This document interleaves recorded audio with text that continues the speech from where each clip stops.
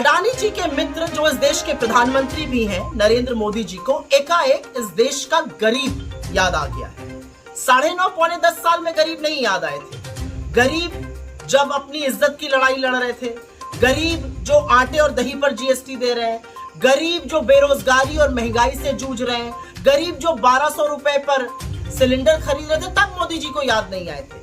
अब मोदी जी को देश के गरीब याद आ रहे हैं। पता है क्यों याद आ रहे हैं? क्योंकि मोदी जी की वादा खिलाफी ये देश देख रहा है। मोदी जी का दोहरा मापदंड ये देश देख रहा है। ये देश देख रहा है कि कैसे पिछड़ों के साथ लगातार मोदी जी ने धोखाधड़ी करी है। अब जब बिहार के सर्वे में कुछ आंकड़े आए हैं, 63% पिछड़े और अति पिछड़ों की आबादी मिलाकर है। उसमें आप दलितों को ऐड कर दीजिए जो 84% से ज्यादा है। इनका प्रतिनिधित्व क्या है और क्यों इनका प्रतिनिधित्व नहीं मिल रहा? क्यों मोदी जी जातिगत जनगणना कराने से डरते हैं? क्यों मोदी जी ने महिला आरक्षण में ओबीसी को जगह नहीं दी? क्यों मोदी जी 2011 की जातिगत जनगणना के आंकड़ों को साझा नहीं कर रहे हैं इस देश के साथ? ये इनकी वादा खिलाफी है और ये इनकी हिपोक्रेसी है, ये दोहरा मापदंड है। लेकिन असलियत ये है कि मोदी जी ने इस देश को एक वादा किया था, लेकिन इनकी नाक के नीचे इस देश में आर्थिक असमानता बढ़ी है, इस देश में बेरोजगारी बढ़ी है, इस देश में महंगाई बढ़ी है और इस सबका सबसे बड़ा कुप्रभाव देश के गरीबों पर पड़ता है।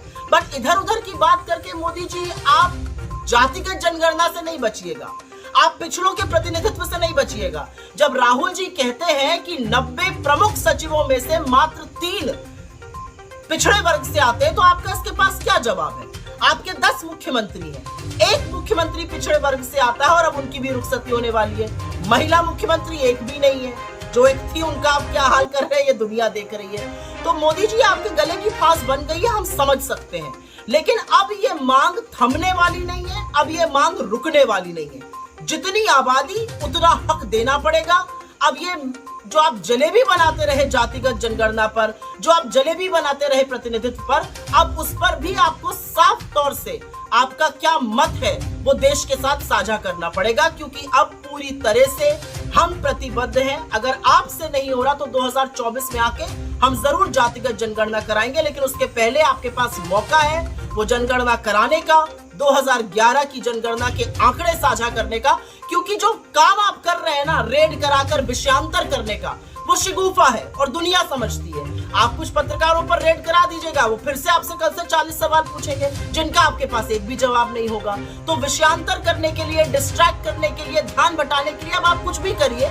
ये देश अब आपके पैतरे समझ चुका है और ये देश जानना चाहता है कि इस देश का चुना हुआ प्रधानमंत्री लगातार बिना पलक झपकाए झूठ क्यों बोलता है और जातिगत जनगणना पर आपका क्या मत है। सुप्रीम कोर्ट पे आप कुछ कहते हैं और उसके बाहर कुछ कहते हैं। अब ये जलेबी चलेगी नहीं।